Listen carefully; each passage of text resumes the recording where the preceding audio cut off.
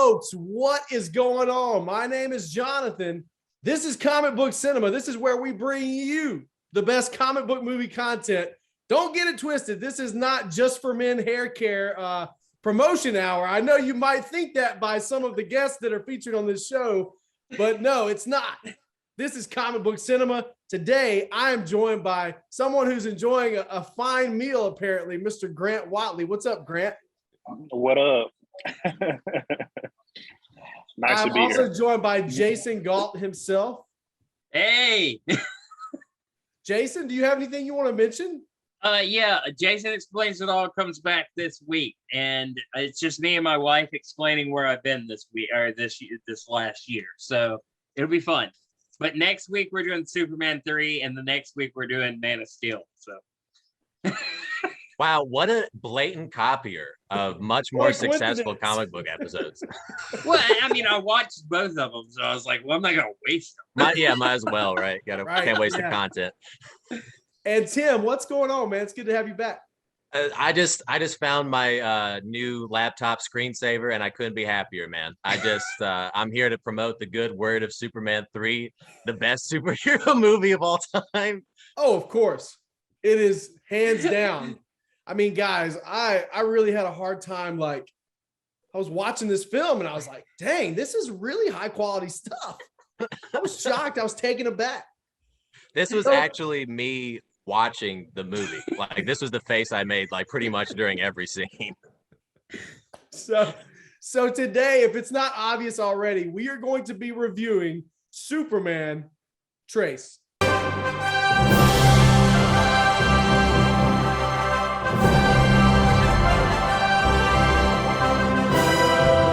What did you guys think about that intro to the film? It's wacky. I mean, I understood why Richard Pryor couldn't hold down a job in Metropolis. It's just like, bro, everyone is just such a klutz. Like, there's a blind guy like destroying the street. There's penguins on fire. It's just like, yeah, I would probably quit a fast food job in 28 minutes too if this was the kind of like environment I had to serve. Yeah, it's pretty wacky to say the least, I would say. I mean, I don't even get what the point of that opening sequence was. What? Right? Like, it seemed like there's a lot of stuff that had nothing to do with Superman. Yeah, it's definitely a 180 turn, I would say, from Superman 1 and Superman 2. The interesting thing here is that this was directed by Richard Lester, who also directed or stepped in to take over the project from Richard Donner, who directed most of Superman 2, but they ended up going back and reshooting a lot of stuff so that Richard Lester could get credit for Superman 2. So that's why Superman 2 is garbage if you don't watch the original cut. So they Josh Whedoned it? They Justice Leagued it. Way before Josh Whedon was a thing. What did you think about this intro, Grant? Oh, it was garbage. It was it was way too wacky, way too, it's got that early 90s, 80s wacky vibe, and I do not like it. Yeah, it was definitely goofy. The opening credits gave me like motion sickness, because like when it's like a cheap ripoff of like Star Wars scrolling, but like whenever the credits come on, like the bottom half of the screen gets blurry with it. Yes. It was like the ugliest thing I had ever seen in my life. Very odd, for sure. And what's the deal with the Richard Pryor scene at the beginning? Seems so just. That's honestly a much better intro than what followed. Like, that's a nice enough setup to like, okay, well, here's how the super villain begins his story. But then it just like a dude's drowning in a car that's not underwater. And it's like, but because it came in through the bottom of the car there, Tim. Oh, you're right. I missed the logic on that one. That's how cars work. I needed a YouTube thumbnail that had like the red circle over the fire hydrant for that one, because I was literally watching it just like, what is happening? What is happening during this entire thing? It was definitely wacky and out of left field for sure. It seemed like the whole thing was like a parody almost. Yeah. A parody of Superman. It definitely is an excellent intro in the sense of showing you what the movie's gonna be like. Like, a lot of things are happening, but nothing is actually happening. Let me say a positive. I do have a positive. You know me. I'm always going to try I got to a couple positives too, but yeah. When Christopher Reeve comes out of that photo booth, damn, is he Superman? He He even is rips up. Superman. He rips up the incriminating photos, but still lets the kid keep like the Superman photos or whatever. Yeah, Class yeah. act. Because we need to remember that Superman's supposed to be a joyful character that Yeah. brings joy to people. It was almost like this film was more about Gus than it was Superman. 100%. Yeah. It was like, this is Gus's journey. Okay, he's starting the film off unemployed. Oh, he gets this job, this cool job doing, computer stuff, because computers can do Computer anything. stuff. Yeah, this was also pre like 90s hackers can hack anything. In the 90s, it's like you have a kid with like a flip phone that's just like, oh, I'm in the Pentagon's mainframe. It's like, what mainframe? Like, what even are you talking about? Then with Richard Pryor, it's just like, yeah, I took the electronic pen, touched it on the screen, and now I have $86,000. It's just like technology. It works. Well, just Makes sense. Yeah. Yeah, I mean, I think go that ahead. the plot of this film was preposterous. I think that we can all agree on that. Well, What could and could not be done with a computer, like you're just talking about. At this time, there was such little understanding of what you could actually do with a computer. I think that they could get away with a lot more than obviously they could now. Right. Well, I honestly, it's like the Richard Pryor stuff. I love the Richard Pryor stuff compared to what was happening like in between Superman doing his stuff, which I'll get to later. But the whole thing with Richard Pryor's thing, it was just like, it was a good enough setup. Like, okay, he's poor. He learn how to do the computer stuff. He's an ace in the computer class. He gets a job. Oh, he's not getting enough money. He learns this little hack. And then the boss brings him in. I love the boss's like super billionaire room, by the way. It's just such a Superman villain type room. The turning bar was awesome. Yeah. Yes. Even the flipping radar thing. I mean, I don't know why he had it, but I'm like, that's cool to an extent. Like even the fountains like just spilling on the rug. Like it's just such a gag. I hadn't watched this movie since I was a kid, so I kind of came in relatively fresh, just like not really knowing what was going to happen other than like the obvious, meme stuff. But it built to a point where it's like, okay, so you know how to hack computers and make money. Here's what we're going to do. And I go, oh, that's actually smart. Like, because how can Superman fight people just robbing money on the internet? And then the guy goes, weather machine. And I go, oh, God. Hashtag Kanye was right. Yeah. That it literally is just like, oh man, there's actually a nugget of this is a good story. And then they're like, yeah, we have a satellite, make a tornado for us using binary or whatever. And it's like, oh, okay, never mind. I gave this movie too much credit. I had doubts about whether or not the government can manipulate the weather before this film, but after seeing it, guys, it's confirmed. The government I know definitely the can truth. manipulate the weather. Yeah, and they're getting Dave Chappelle to do it. Right? He went back to Smallville this time around, and it was almost like Richard Lester, or maybe some of the powers that be within Warner Brothers, were flirting with the idea of him obviously he had a new love interest in this film with Lana. Right. But it was almost like they were flirting with the idea of maybe we should just, snub Lois and go a different direction with that. They did snub Lois. Like Lois shows up at the beginning and she's like, I'm gonna wear this bikini. And I'm like, we don't that's even get a far more bikini interesting shot. movie. We don't even get a bikini shot. She's just like, No. this is me holding a bikini. Now we're Like, talking about that scene. What is the deal with the contestants? Like, why do they keep popping up? Poor unfortunate souls, man. Wasn't the actress like supposedly like difficult to work with? Like, wasn't that like an actual strategy? Just like, let's not have this chick in the story anymore. I think she was unhinged, like a little, right. Yep. a little off her kilter, off her rocker. I think that's the rumor, at least. Was she And make a they- movie with Stanley Kubrick at any point? They kind of written themselves in a corner with Lois anyway, with the old magic kiss at the end of 2. What are you gonna do? You can't do Right. the magic kiss twice. No, That's It's screenwriting 101. it's almost like you shouldn't have done the magic kiss at all. Like, Well, here's my problem with that scene. How does Clark Kent have a job? They're all just like, oh yeah, I'm gonna go to the the Caribbeans, and there's gonna be this drug cartel and blah blah blah. And Clark's just like, well, Chief, my big story is I'm going to my high school reunion, and like nobody cares. They're like, yeah, that's great. And Lois is like, goodbye, everyone. Everyone says goodbye to Lois, and Clark's like, well, I'm gonna go chase my big story now, and like he gets nothing. No one even says bye to him. How is this guy still like, Peter Parker gets pictures of Spider-Man, but Clark is just like, you either don't write stories or you're going to your high school reunion as your big piece. It's not really compelling stuff there, Mr. Kent. Not at all. So I will say this, if we're going to talk on the subject of positives, one positive I can say is that chemical factory scene. I thought it was pretty well done. I mean, even though the logic behind some of the minor things like Superman getting the slide, I mean, he probably could have gotten those people individually down a little faster than him just creating a slide but all in all, that scene was pretty well executed for the time. We're talking about technology from the early 80s, I think it's the early 80s. So yeah. I thought for what it was, that was one of the highlights in the film, one of the few. The lake thing was cool where he froze it and he threw Abigail loved that. That was a very good idea. Yeah. I remember thinking that. I was just thinking if Zack Snyder directed that scene, the iceberg wouldn't have melted and everyone would have just died.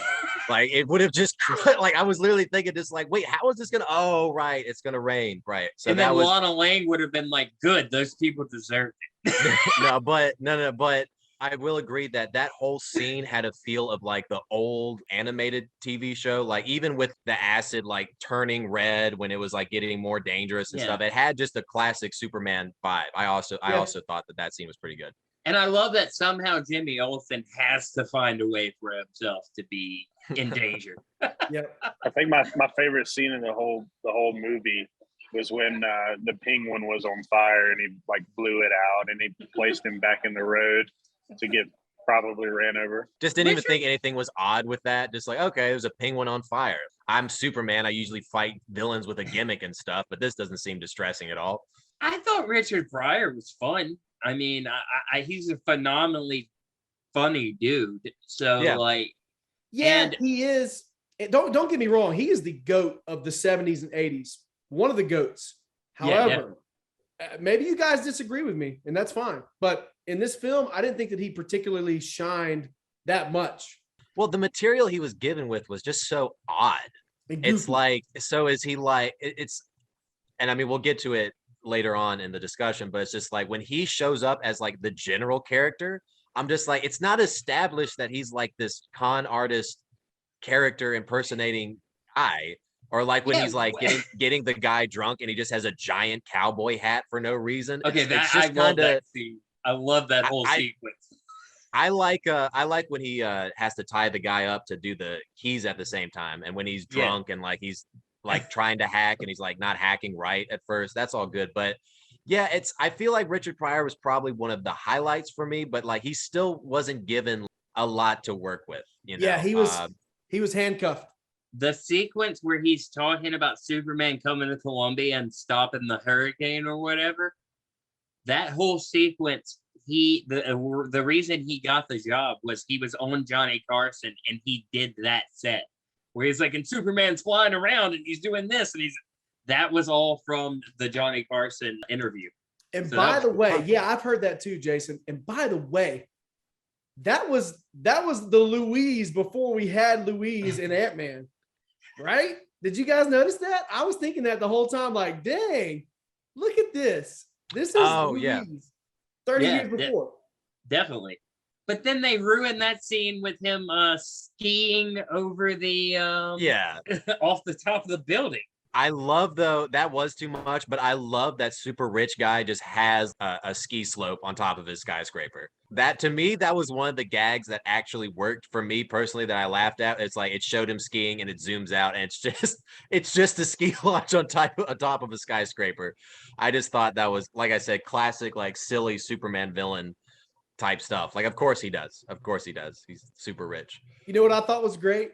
That the missing ingredient that was added into the artificial kryptonite was tar from cigarettes. Kids, yeah, it's Superman 3 is almost like an anti-smoking ad. Yeah, cigarettes will turn heel, man. They'll turn you heel. And boy, does he turn heel. Now that we're bringing that up, I want to say that because I keep getting messed up with the camera, because of this scene alone, this movie was worth it. Yeah, like we can dissect it later, but this was one of the greatest things I've ever seen. It was so beautiful. it was still limited by its time and technology. But at the end of the day, for the technology that they had at the time, it was about as well executed as it possibly could have been. It was probably better to me personally than Superman 2, the scene where the Kryptonians are fighting Superman. Better than that scene, better than that action sequence. Because in that action sequence in Superman 2, you have Ursa throwing the lid of a sewer at Superman, and it hurts him so bad, even though it's just a steel lid, you know? Yeah. When you really think about these things, like when you get too analytical like me, you start to think about things and like, okay, that doesn't make sense. Or like throwing a truck at Superman. Oh, that hurt Superman for a good 30, 45 seconds. Right. And this, I liked it because like it was realistic and it stayed true to the source material. Like when he blew the acid, I mean, it didn't really bother Superman. You know, like those things don't, like even getting crushed by something that weighed probably a lot, you know, it doesn't really affect him. He just climbs right back out. But it was very good. And I think also it was probably more of a conflict within himself, as opposed to something that was a physical battle. So even if they had more, I always thought it took place in his mind. Like I didn't think it was actually a physical fight. Probably this is why I love it so much, because it's just so out of nowhere, out of context, and just so unapologetic. Superman turns bad, which I mean, like he like straightened up a tower, blew out an Olympic torch. Like the worst thing he did was stall that oil freighter from getting wherever he is. Oh, he boned too, dude. Well, I mean, that's not necessarily bad. He smashed Jason. Dude, he smashed. He and he wasn't married. He wasn't. He took someone's girlfriend and said, I don't save people no more, but I'll save. Yeah. Let's just say he wasn't going down the ski slope that night. I honestly wish, speaking of cigarettes and stuff, my biggest regret is that I wasn't on anything when I watched this scene, because it's just like, even like you were talking about, like the thing lands on him and it looks like a Looney Tunes thing. It's just so perfectly, it just smashes him into the ground. I was just waiting for like a Wile E. Coyote, like wham sound effect. It's the crazy, it's wild. I love that whole sequence from where he's shooting the peanuts at the beer bottles. Lana Lang's son, who might have like some kind of condition, because he seems to fall down a lot. Oh, dude. Okay, so we can bring this up while I have my green screen available. I think it's this one. Best quote of the movie. There's two quotes. One is, "Hey, look, Superman's drunk." That's like that should be like my text alert. I can't get through here, lady. There's something happening. Hey, look, Superman. What are you looking at? Huh? Second is, this kid is bleeding from his head and he goes, "Mom, we flew. We were in the air, Mom. We were so high." And he just looks so messed up. It was just so unintentionally funny. My favorite quotes from the movie are during the Superman versus himself fight scene, where he like hits him with the air conditioner vent, and it's supposed to be this, you know, big heavy thing, but it just collapses because it's made out of like tin, pretty much. And like while he's hitting him, he's like, "You sorry son of a gun." It trips me out. Come on, you son of a, didn't he say that to him, the evil Superman? Yeah, he was like, "You son of a gun," or something like that, you know. Yeah, the actor goes like almost Jack Nicholson, like in some like expressions are just like, "Do it, Henry." Yeah, it's very it's wild, man. But wild. I do love Lana Lang's son being like, "You're just in a slump, Superman. You'll get out of it. Like you'll get out of it." Like I don't know. I love that. I was giving him a pep talk like a Coca-Cola commercial. Like Superman was gonna throw him a bottle or something at the end. "Thanks, kid." "You're just in a slump, Superman." Like he's like borderline killed people. "You're okay. You're just in a slump." Well, what did he, like you said, he fixed the tower. He blew out the flame. That was just a mean move. Like that wasn't even evil. Like everyone just kind of looked at Superman like, well, I want you to remember this because I'm going to bring it up later in another video. He was more indifferent than he was evil. Yeah, he wasn't straight up evil. He was just more of like an a-hole, basically. Yeah. I was just going to say, he just did a lot of things. Like if we would have been spectating Superman, while he was doing those things would have been like, dang, he's a real dick. Yeah. We wouldn't be like, he has to be stopped. Someone call the U.S. government. We'd just be like, okay, man. What's inconvenient. weird about this is like usually when something like this happens, I'm gonna reference Spider-Man again as like when Peter Parker stopped being Spider-Man, it was setting up to like, man, being Spider-Man stinks. It's like I can never get anything right. It always, I hate being Spider-Man, so I'm gonna stop being Spider-Man. It's not really bad in Spider-Man in Superman 3 for Clark Kent to be Clark Kent. Like I even remember the girl saying like, "Oh, Superman's great, but you're the best, Clark." Like, and he's like acing the high school bully every time the guy comes up. He's like making a fool out of himself. It's not really setting up to where it's like, "Oh, I don't want to be Superman and save people anymore." So it is kind of just a random, and it's almost a heel turn off screen because they're highlighting like, oh, Superman, can he be trusted anymore? I could have used 3 or 4 more scenes of, like Jason said, of him just like being drunk at the bar and just being an absolute, donkey to everyone around him, because like it's at the beginning when he's kind of creepy towards Lana. He's like, oh, what bridge? Like whatever. Oh, That's yeah, honestly a tense scene.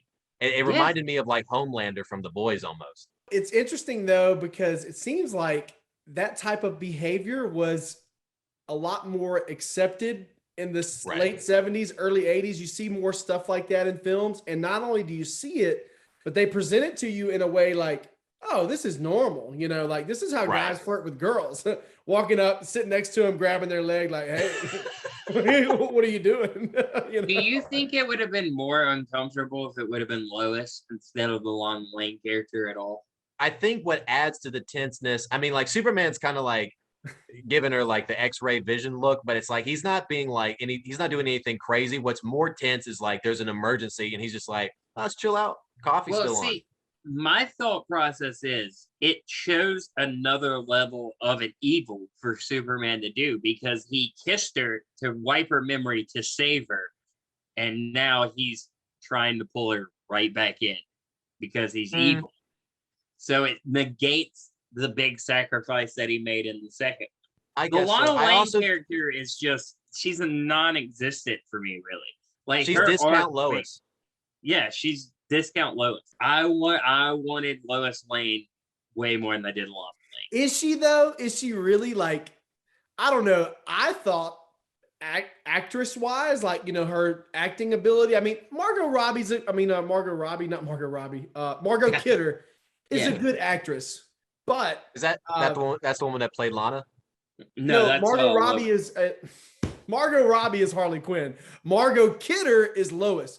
I think Lois is okay. I mean, like she's not like super impressive to me. It's not like she's a what's the girl's name that played in Black Swan in that film? Natalie Portman. Natalie Portman. Yeah, she's not Natalie Portman in Black Swan or anything, but she is. She's there. Woo. She's there. Like she's not my favorite. Lana to me is almost, I don't know. I'm making such a hard stance in the ground over Lana versus Lois, but I didn't personally mind Lana, and I thought she did a good job, whatever actress that was. Lois does these weird things where she's like, I'm smart. I don't need anybody to tell me anything. How many S are in baffle? Like that stuff is so good. And Lana Lang doesn't do any of that. Her arc is, I hate Smallville. I don't want to marry Brad. That's it. Brad. Yeah, I don't want to marry Brad. I thought that the emergency people were a little bit kind of titty babies towards Superman, because like the truck falls and Superman comes like, oh, how can I help? Well, nothing now. You should have. It's like, well, no, he can still like pick up the truck out of the water and like help repair the bridge. It's like there's so much destruction around that he could still help out with, but they're just butthurt that like he didn't stop the truck from falling. Maybe that's really what turned Superman evil. He's just like, okay, well, I make one mistake and now everyone hates me.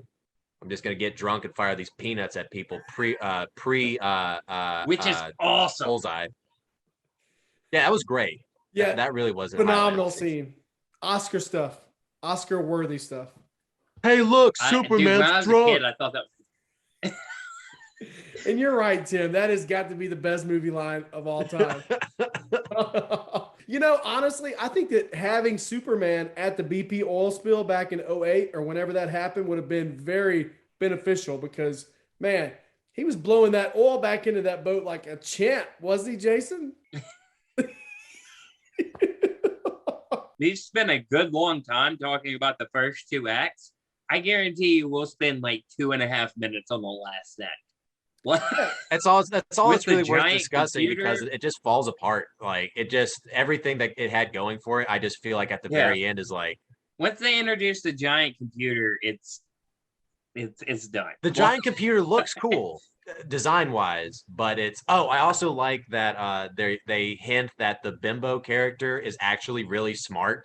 Yes. She's just I actually really like that twist. That was a lot. interesting and unexpected. I will say this: when I was a kid, and I used to watch this movie a good bit as a kid, that little beat where his sister, the billionaire sister, gets turned into the robot woman, that was freaking terrifying to me as a child. I thought that was pretty well done, but other than that, that's probably the only slightly redeemable thing about that entire final sequence. Yeah, everything else in the last little bit is just garbage.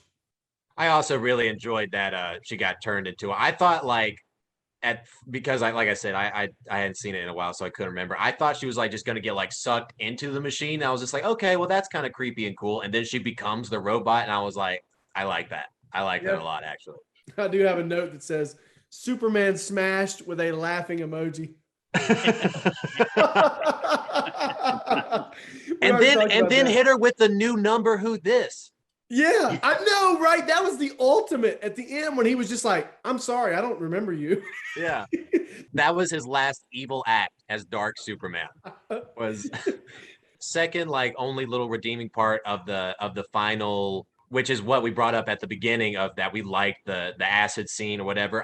That was a pretty sharp callback to him using the acid to beat the machine, I thought. As far as just like, okay, put a nice little bow on it. And they just drops Richard Pryor off like, you're good, bud. Just drops him in the middle of nowhere. Just like he did with Lex and what's his name in the other movie. I think it was the first Superman. He just drops him off at the prison and they're like, oh, thank you. We'll take him from here. Like, there's no due process or anything like that. Just leave him here. We'll I take love him. it. So Superman's not quite like Batman, though. I feel like if Superman tells anyone, like, hey, this person needs to go to prison, they're like, fair enough, man. like, You are Superman. With all this being said, Grant, you've been awfully quiet. I've never seen you this quiet before. If you had to give a rating to this film, where would you put it? For me, it's 2 out of 10. It's too gaggy for me. Maybe back in the day, I would have enjoyed it, but watching it back now, I'm like, it's a little too corny. The plot's too weird. I don't like. Man, I honestly didn't enjoy it at all. It's very slapstick for like no reason at all, and it's very off-putting. Yeah, 100%. What about you, Mr. Jason? This is tough. There are things I really enjoy. My kid really loved it. So there's that. If it wasn't Richard Pryor, I would like it. I mean, I don't think I would like it as much. I'm going to give it a 4. That's fair. 4 out of 10. Yeah. That's fair. Some enjoyable, but not very good. I would give it an ironic 8 or 9 out of 10. Like I said, for like just this scene alone, it was just like from drunk Superman to the end of this fight scene. That it really is where I stopped taking notes. Like I just sat back and I was just like, this is actually amazing. But if I was going to give it a real rating without being a troll, I think I agree with Jason. It's probably a 4. Like, there's great things in it that like are nice little vacations from just the filth. But other than that, I'm not jonesing to watch this movie again anytime soon. I'm just gonna get this clip on YouTube and watch it if anything. Yep, absolutely. Yeah, so I'll give this as a comparison. So when I was looking at I'm a super nerd, and I literally have like every comic book movie rated in my iPhone. Okay. I've seen the list. He does. Yes. I've sent it to you multiple times. You know about that. In the 2.5 to 2 category, I have movies such as Fanforstic. I have Batman Forever, So for me personally, I couldn't find it. Batman Forever was the first 2.5 movie that I had. I could not find it within myself to rank Superman 3 above Batman Forever. So I had to put it at 2. That's where it fits in for me. That's where it makes sense. Like I said, there are some very far and few between redeemable qualities about this film. The sequence between Clark Kent versus Superman in the junkyard is genius, brilliant, ahead of its time, right there. I mean, just look at that. You can't get enough of that, man.